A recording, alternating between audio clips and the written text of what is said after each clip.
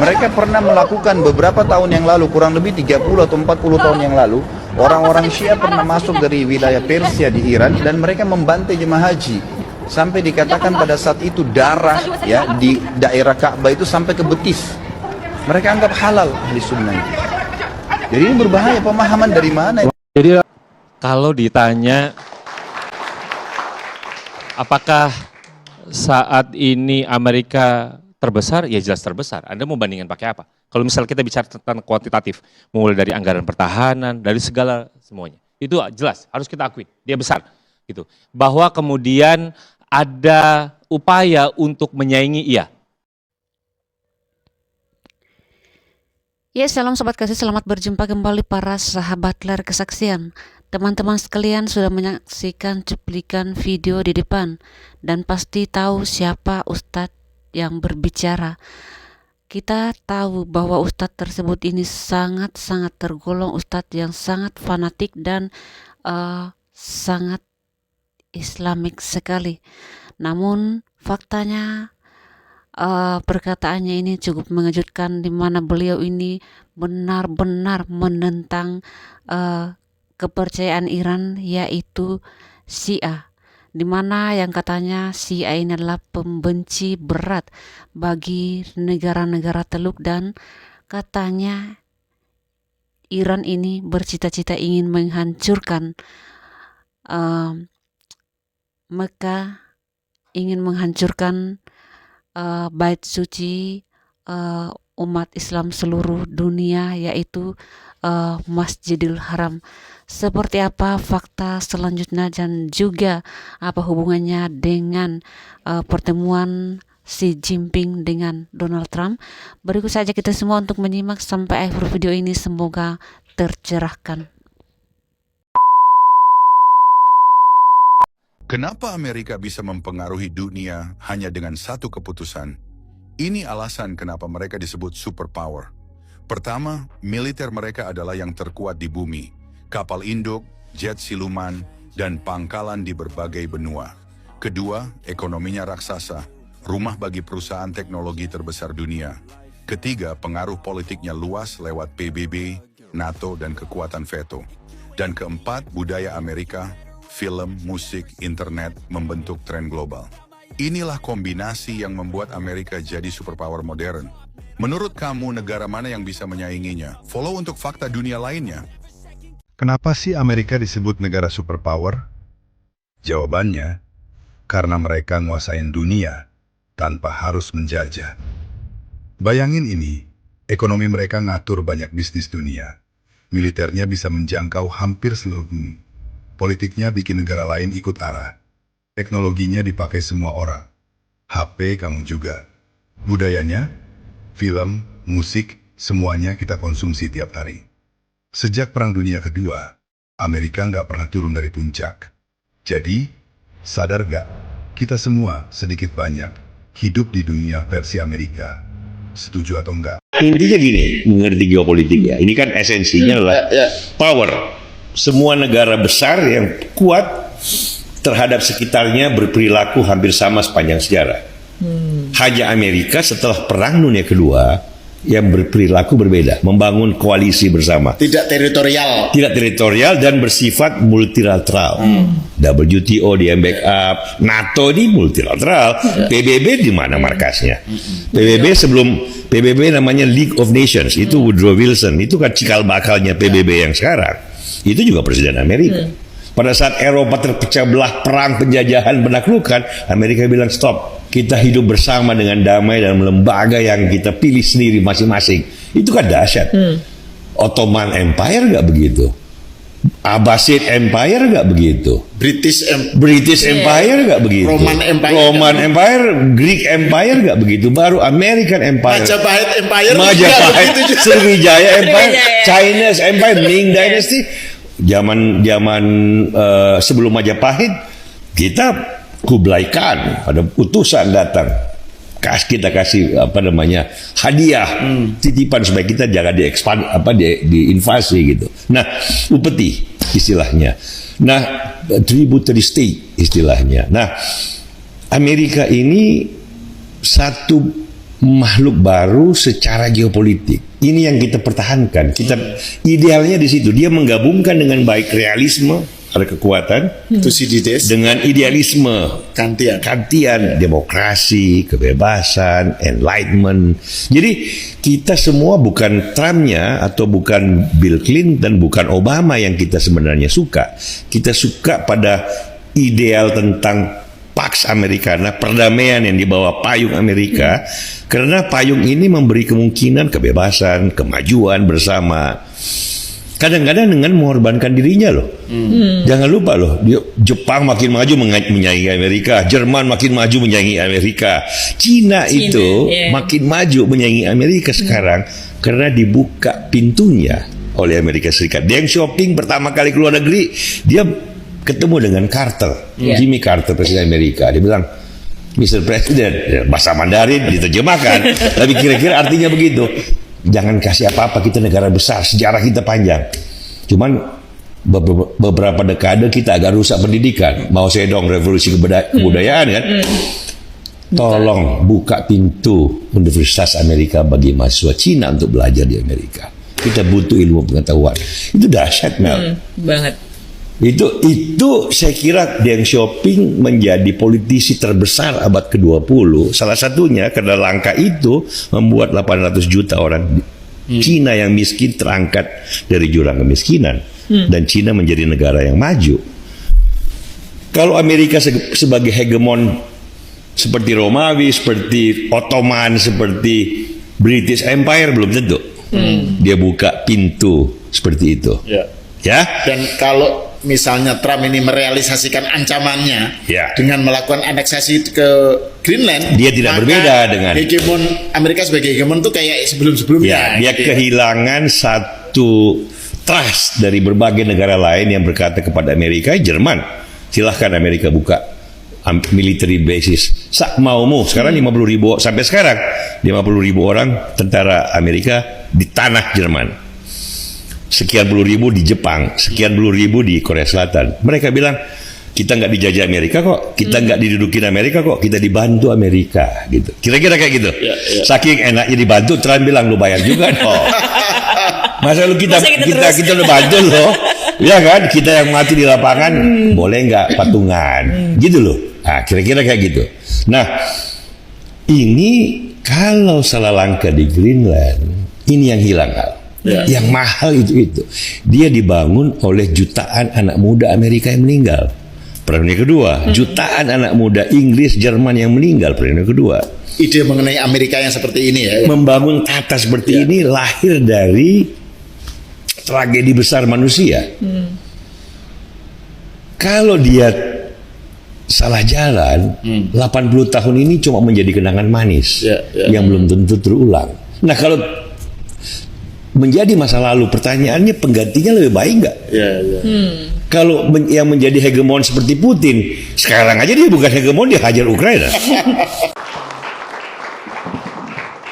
Al-Mamlakatis Saudiyatil Arabiyah, artinya Profesor kerajaan Saudi Arabia, selain daripada benderanya La ilaha illallah, tiftil Quran al-Hadis. Semua referensi kebijakan-kebijakan Al-Mamlakatis Saudiyatil Arabiyah itu berdasarkan Al-Quran dan hadis Nabi. Apa bedanya dengan Republik Islam Iran? Apa bedanya dengan Republik Islam Pakistan? Mengapa Arab Saudi dan Iran memiliki hubungan yang buruk? Alasan pertama adalah masalah kepercayaan dan perbedaan ideologi. Iran memiliki populasi sekitar 93 juta jiwa, di mana mayoritas atau sekitar 95% penduduknya menganut Syiah. Sementara itu, Arab Saudi dengan populasi sekitar 35 juta jiwa, memiliki mayoritas penduduk sekitar 90% penganut Sunni. Ketegangan makin memuncak karena hubungan dekat Arab Saudi dengan Amerika Serikat. Hal ini membuat Iran merasa terganggu, karena bagi mereka, Amerika Serikat adalah musuh utama. Alasan lainnya adalah rentetan konflik di Timur Tengah. Kedua negara ini saling mendukung pihak yang berlawanan di kawasan konflik seperti Irak, Suriah, hingga Yaman. Tujuannya jelas, kedua negara ini ingin mendominasi pengaruh kekuasaan di kawasan tersebut. Betul bahwa pangkalan-pangkalan militer yang ada di Saudi Arabia menjadi sasarannya. Tapi apakah tidak menjadi persoalan besar bagi kehidupan umat manusia yang ada di sana? Itu satu. Yang kedua, ini yang saya selalu bilang. Di tempat ini juga kita bilang bahwa kenapa, ini saya berpikir objektif. Kalau ditanya emosional, tidak mungkin saya tidak mendukung kehidupan manusia. Karena selalu peperangan. Tapi yang saya mau bilang begini, Ibu bisa bayangkan dan kita semua coba cerna baik-baik. Republik Islam Pakistan adalah negara yang atas kesadarannya menjadi tempat di mana orang berunding. Dia menjadi tempat untuk bisa menghubungkan Amerika Serikat dan Iran. Tetapi pada waktu yang sama, tentara-tentara serdadu-serdadu Pakistan ada di Saudi Arabia yang kalau nanti Iran melakukan penyerangan, tentara-tentara itulah yang nanti melakukan perlawanan dengan Iran. Apa pertanyaan besarnya? Jadi boleh saya berpikir secara objektif seperti itu. Sama seperti kita di Indonesia. Kalau saya bilang bahwa Republik Indonesia adalah mayoritas Islam Sunni, itu untuk memperjelas bahwa ada negara Syiah. Bukan berarti kita tidak suka dengan Syiah. Karena itu menjadi pilihan bagi sebuah peradaban. Faktanya ada. Houthi adalah proksi. Begitu juga Hamas, begitu juga Hizbullah. Saya pernah datang dan berjumpa dengan mereka. Semua adalah proksi-proksi yang dibangun atas ideologi Syiah. Tidak ada masalah, bagi kami tidak ada masalah. Karena saya pernah dengar dari apa yang dikemukakan oleh Ayatullah Sayyid Ali Khamenei Al-Maghfur yang dirahmati oleh Allah. Dia menyebutkan bahwa laisal syi'a wa sunni wa illa islaman la ilaha illallah. Itu satu kebanggaan. Tapi faktanya tidak begitu. Ini yang menjadi persoalan besar. Makanya saya selalu menggunakan referensi Al-Quran Al-Anfal 60 sampai dengan 64. Kalau kamu kuat, yang kuat itu Allah yang memberikan kekuatan kepadamu. Kalau kamu takut ditipu oleh Amerika Serikat, percayalah aku ada bersamamu. Al-Anfal 61 dan 62, 63. Ini tidak terbantahkan, iya. Tetapi yang saya mau bilang bahwa atas kesadaran terhadap perlawanan dari sebuah negara adikuasa, superpower, yang ditahu bahwa tidak ada satu-satunya negara di dunia yang bisa melakukan perlawanan kepada Amerika kecuali Iran. Artinya apa? Dia punya power yang bisa melakukan itu sejak tanggal 3 Maret 2025. Itu yang tidak terjadi, Bapak Profesor. Tapi Anda Ibu, mengkhawatirkan kalau serangan IRGC bisa melebar kemana-mana? Saya mau bilang kepada Bapak bahwa kalau kesadaran ini tidak dibangun, saya punya keyakinan bahwa di tempat ini saya bilang, Trump dan Amerika Serikat akan melakukan satu tindakan yang di luar daripada pernah kita bayangkan betapa dahsyatnya. Prof Yon. Itu.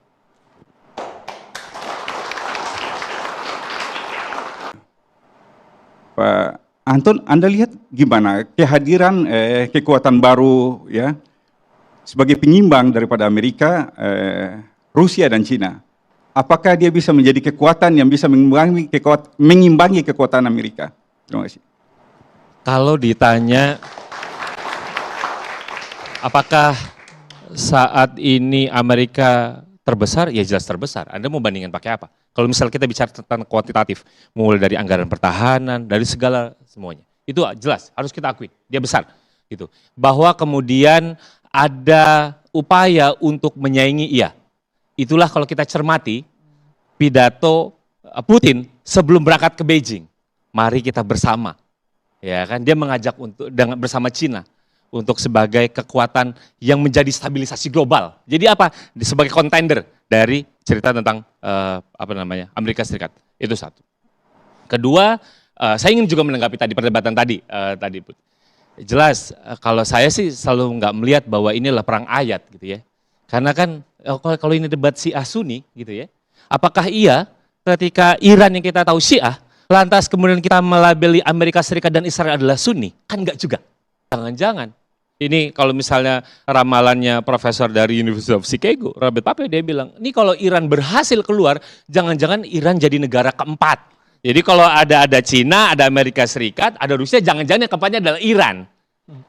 Saya harus bicara begini.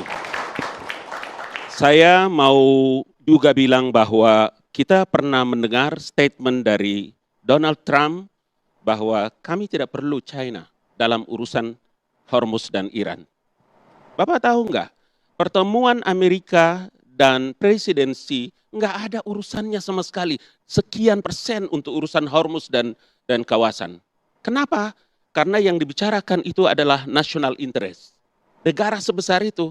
Dan yang kedua, kita mesti tahu bahwa kehadiran Donald Trump untuk berjumpa dengan presidensi itu dibicarakan sejak dijadwalkan sejak 14 April tahun 2025 yang lalu. Bukan dia datang untuk bikin apa-apa di sana, enggak. Dia datang sebagai tamu. Orang Asia seperti China itu dia punya peradaban yang sangat tinggi dengan kultur yang luar biasa. Ya, saya minta maaf dulu TV One.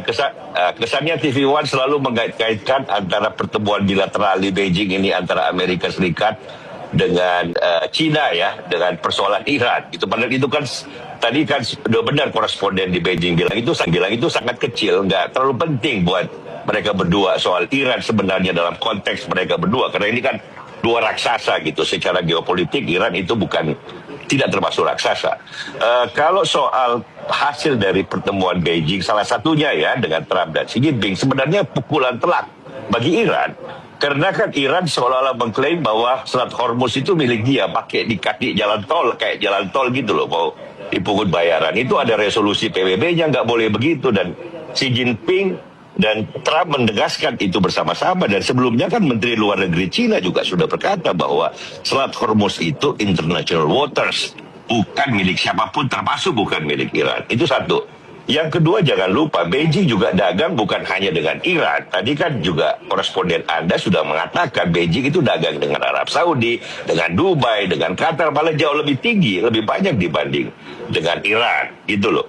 Kalau soal minyak Iran kan cuma 3 juta barrel per day. Minyak di Amerika Serikat aja 13 juta barrel per day.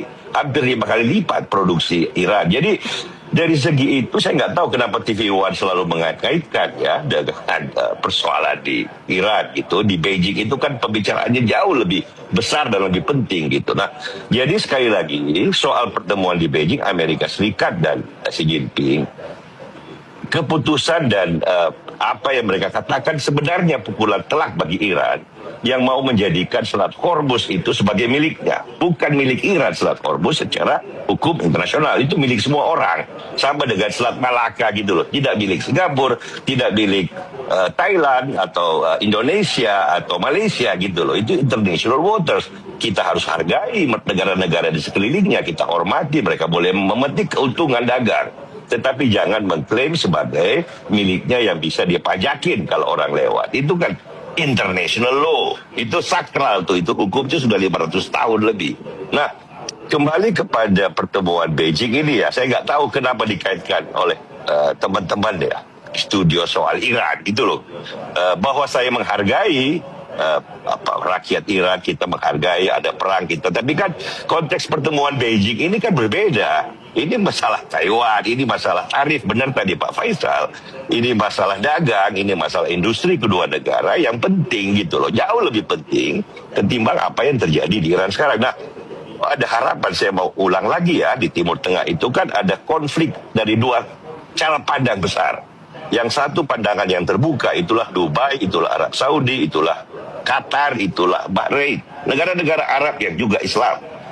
Yang kedua, dan juga Turki. Ya, kemudian yang kedua adalah Iran. Iran ini yang aneh sendiri, anti modernitas, teokrasi, militer, pengekangan yang sistematis kepada rakyatnya sendiri dalam kondisi apapun.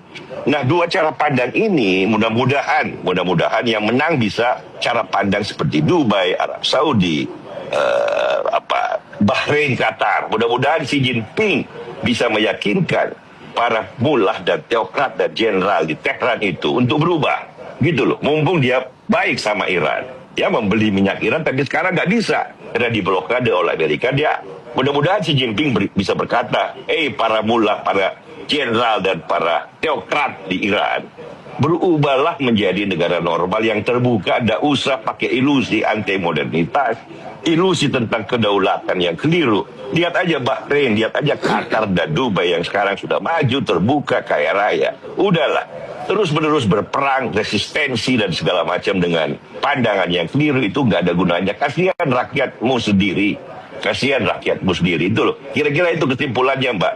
Kalau soal pertemuan bilateral di Beijing itu masalah yang sangat bagus dibahas, masalah yang sangat besar dan penting bagi semua orang di dunia ini. Bagaimana Amerika dan China lepas dari apa yang dikatakan Xi Jinping, two sides trap. Jangan persaingan yang tajam, tapi kerjasama yang menguntungkan semua pihak. Itu loh kira-kira apa yang terjadi di Beijing. Soal pertemuan di Beijing, Amerika Serikat dan Xi Jinping, keputusan dan apa yang mereka katakan sebenarnya pukulan telak bagi Iran yang mau menjadikan Selat Hormuz itu sebagai miliknya. Bukan milik Iran Selat Hormuz secara hukum internasional, itu milik semua orang. Di Timur Tengah itu kan ada konflik dari dua cara pandang besar. Yang satu pandangan yang terbuka, itulah Dubai, itulah Arab Saudi, itulah Qatar, itulah Bahrain. Negara-negara Arab yang juga Islam. Yang kedua, dan juga Turki, ya. Kemudian yang kedua adalah Iran. Iran ini yang aneh sendiri, anti modernitas, teokrasi, militer, pengekangan yang sistematis kepada rakyatnya sendiri dalam kondisi apapun. Nah, dua cara pandang ini mudah-mudahan yang menang bisa cara pandang seperti Dubai, Arab Saudi, Bahrain, Qatar. Mudah-mudahan Xi Jinping bisa meyakinkan para mullah dan teokrat dan jenderal di Tehran itu untuk berubah.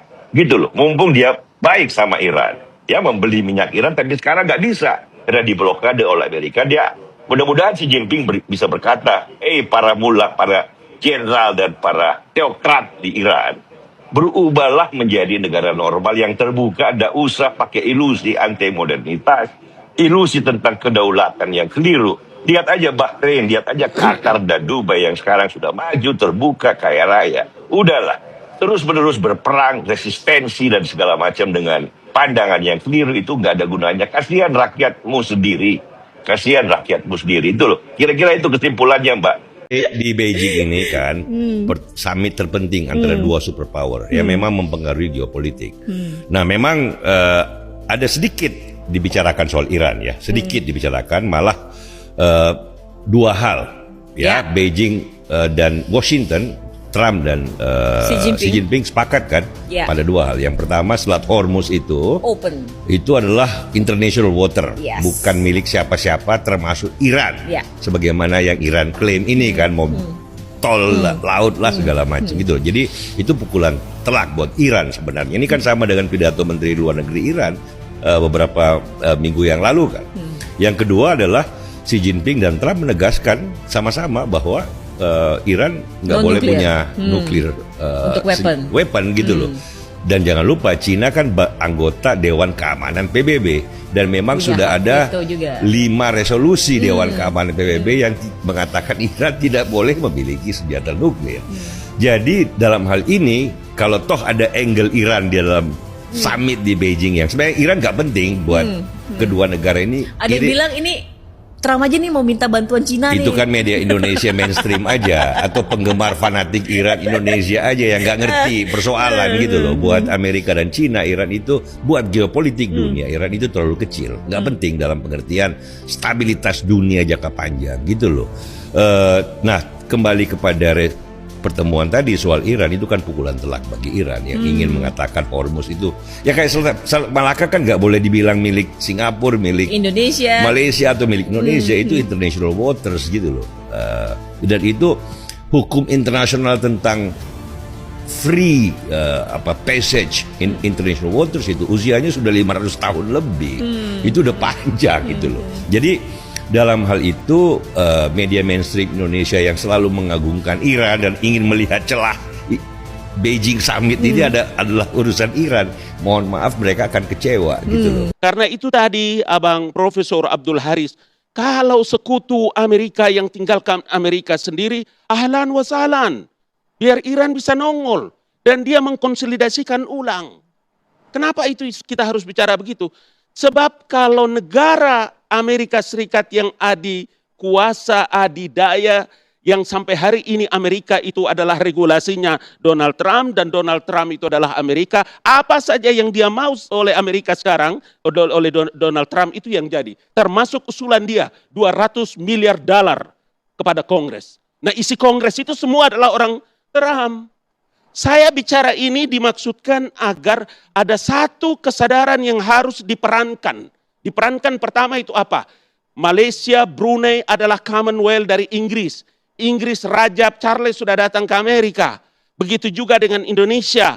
Ada Raja Pangeran Abdullah, ada Raja Abdullah, ada Turki bersama-sama dengan Pakistan. Yang sekarang kita pikirkan itu adalah bagaimana ada jalan keluar untuk bisa menyelesaikan perkara ini. Dan itu tidak mustahil dalam urusan politik internasional. Dan saya punya keyakinan kuat bahwa dengan politik prinsip bebas aktif yang dilakukan oleh Indonesia, saya sudah dengar kabar bahwa Presiden Prabowo juga memainkan peran-peran itu, cuma kita tidak dengar. Tapi yang saya mau bilang bahwa apa yang terjadi pada hari ini adalah prinsip politik luar negeri Amerika yang tidak ada kata exit strategi bagi Donald Trump dan Amerika. Pak Agung. Soal pertemuan di Beijing, Amerika Serikat dan Xi Jinping, keputusan dan apa yang mereka katakan sebenarnya pukulan telak bagi Iran yang mau menjadikan Selat Hormuz itu sebagai miliknya. Bukan milik Iran Selat Hormuz secara hukum internasional, itu milik semua orang. Di Timur Tengah itu kan ada konflik dari dua cara pandang besar. Yang satu pandangan yang terbuka, itulah Dubai, itulah Arab Saudi, itulah Qatar, itulah Bahrain. Negara-negara Arab yang juga Islam. Yang kedua, dan juga Turki. Ya. Kemudian yang kedua adalah Iran. Iran ini yang aneh sendiri, anti modernitas, teokrasi, militer, pengekangan yang sistematis kepada rakyatnya sendiri dalam kondisi apapun. Nah, dua cara pandang ini mudah-mudahan yang menang bisa cara pandang seperti Dubai, Arab Saudi, Bahrain, Qatar. Mudah-mudahan Xi Jinping bisa meyakinkan para mullah dan teokrat dan jenderal di Tehran itu untuk berubah. Gitu loh, mumpung dia baik sama Iran. Dia membeli minyak Iran, tapi sekarang nggak bisa. Karena diblokade oleh Amerika. Dia mudah-mudahan Xi Jinping bisa berkata, para mullah, para jenderal dan para teokrat di Iran, berubahlah menjadi negara normal yang terbuka. Tidak usah pakai ilusi anti modernitas, ilusi tentang kedaulatan yang keliru. Lihat aja Bahrain, lihat aja Qatar dan Dubai yang sekarang sudah maju, terbuka, kaya raya. Udahlah, terus-menerus berperang, resistensi dan segala macam dengan pandangan yang keliru itu nggak ada gunanya. Kasihan rakyatmu sendiri, kasihan rakyatmu sendiri. Itu loh, kira-kira itu kesimpulannya, Mbak.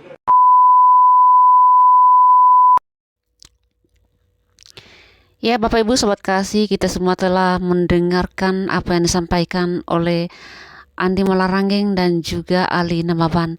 Kedua narasumber ini saya suka karena melihat situasi di Timur Tengah dengan sangat objektif dan sesuai dengan fakta. Sekalipun mereka ini beragama Muslim, tetapi Muslim seperti inilah yang kita butuhkan di negeri ini. Karena mereka bisa berada di tengah-tengah menyampaikan fakta sesuai dengan apa yang terjadi di Timur Tengah dan juga suasana Iran, Amerika, Israel dan juga negara-negara Teluk. Tidak seperti dengan warga di negeri ini pada umumnya membabi buta membela Iran. Tetapi Ustadz yang telah menyampaikan wawasannya dalam awal video ini ternyata mengejutkan bagi kita semua tentang ajaran Syiah di Iran ini memang sangat-sangat kejam karena mereka sendiri membantai sesama umat muslimnya. Namun hubungannya juga dengan pertemuan Donald Trump dan juga Xi Jinping beberapa waktu lalu heboh di Indonesia karena mereka lagi-lagi memojokkan Amerika. Katanya para warga Konoha ini mengatakan bahwa Amerika